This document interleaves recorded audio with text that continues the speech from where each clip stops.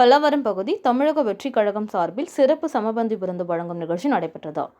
சென்னை அடுத்த தாம்பரம் மாநகராட்சி பல்லாவரம் பகுதி 13வது வார்டு தமிழக வெற்றிக் கழகம் சார்பில் சிறப்பு சமபந்தி விருந்து வழங்கும் நிகழ்ச்சி 13வது வார்டை சேர்ந்த மக்கள் தோழன் ஜனா தலைமையில் கோகுல், பிரசாந்த், மகேஷ் முன்னிலையில் நடைபெற்றது.